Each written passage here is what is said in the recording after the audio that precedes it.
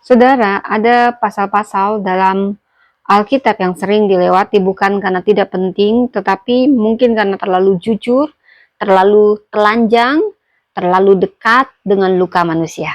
Saudara, Kejadian 38 salah satunya mungkin jarang dikotbahkan, saudara, karena ada sesuatu yang mengganggu.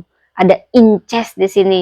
Dan ini sebenarnya muncul di tengah kisah Yusuf, tapi ada di tengah-tengahnya. Tapi di sini ada kisah yang rapi, yang heroik, yang penuh kemenangan. Saudara, tiba-tiba Alkitab berhenti dan membawa kita ke sebuah keluarga yang berantakan, relasi yang timpang, dan sistem yang tidak adil. Dan ada seorang perempuan yang tidak diberi suara, suaranya dibungkam, diperlakukan tidak adil, dimanfaatkan habis-habisan, disia-siakan, dan dibully. Saudara, namun justru disitulah pewahyuan Allah muncul, saudara. Kejadian 38. Ini bukan gangguan narasi, tapi ini cermin realitas bahwa rencana Allah tidak berjalan di atas panggung yang ideal, tetapi di lorong-lorong gelap kehidupan manusia. Bisa kita katakan ini bukan tentang seks, bukan tentang skandal atau tipu daya, tapi sebenarnya tema besarnya apakah Allah melihat ketika keadilan runtuh? Apakah Allah hadir ketika martabat perempuan dirampas? Jawabannya iya.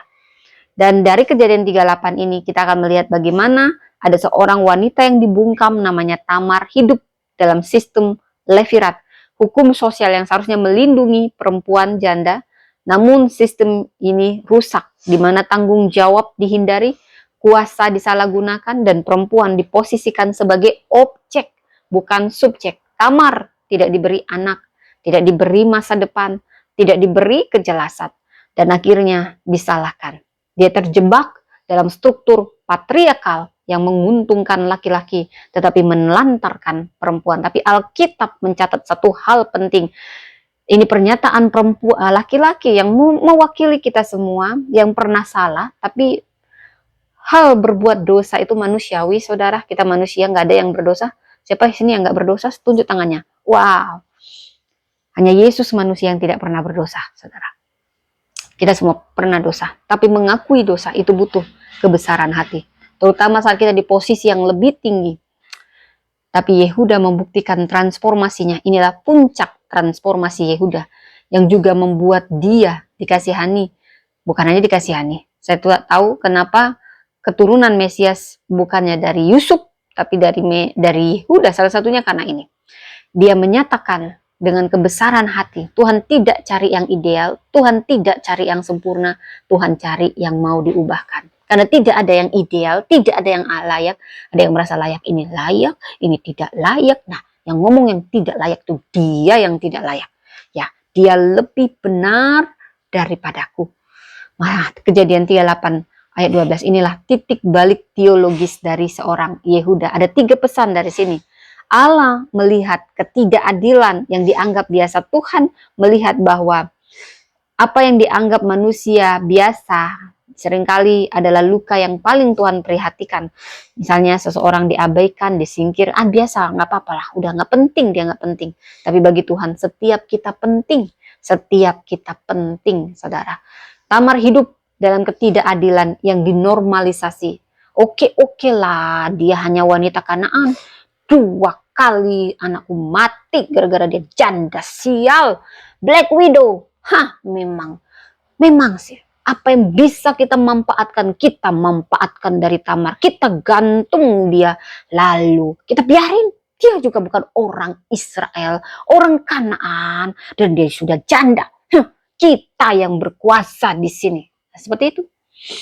Tapi Tuhan melihat setiap kita penting, setiap manusia penting.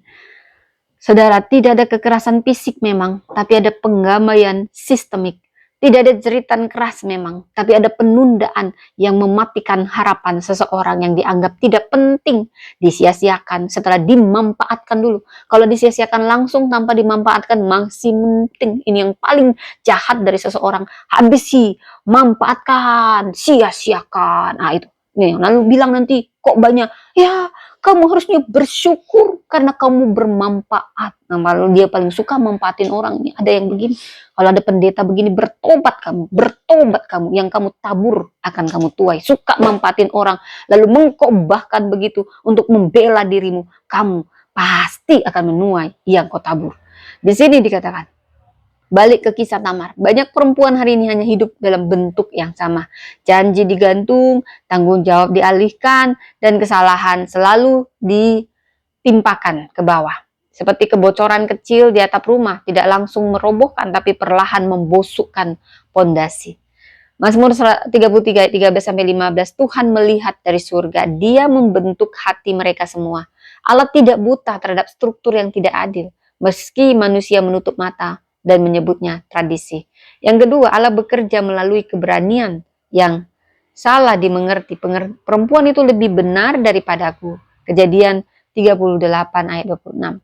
Ketaatan sejati sering disalahpahami sebelum akhirnya dibenarkan. Tamar bertindak bukan karena nafsu, tetapi karena keadilan dan kelangsungan janji Allah. Dia tidak memiliki mimbar, dia tidak memiliki kuasa, dia hanya punya keberanian untuk tidak menghilang. Dia seperti lilin kecil di ruang gelap, tidak mengusir malam sekaligus, tapi cukup untuk memberi arah. Tuhan menanti untuk menunjukkan kasih-Nya. Yesaya 30 ayat 18. Allah sering memakai tindakan kecil yang berani untuk membuka jalan besar dalam sejarah keselamatan. Yang ketiga, Allah menegakkan martabat dan menyisipkan pemulihan dalam sejarah. Tamar tercatat dalam silsilah Mesias. Seperti Roma 8 ayat 28. Allah tidak hanya memulihkan hidup, dia menebus makna hidup. Tamar tidak hanya dibenarkan, tetapi dia diintegrasikan kembali ke dalam rencana Allah. Dari rahim yang nyaris dipatahkan, lahir garis keturunan yang membawa Kristus. Seperti kain yang robek, Allah tidak mengganti kainnya, tapi menjahitnya dengan benang emas. Aku akan memulihkan tahun-tahun yang dimakan belalang, seperti Yoel 2 ayat 25. Allah bukan hanya menyembuhkan luka secara pribadi, tetapi menebusnya menjadi kesaksian yang bisa dipakai siapapun.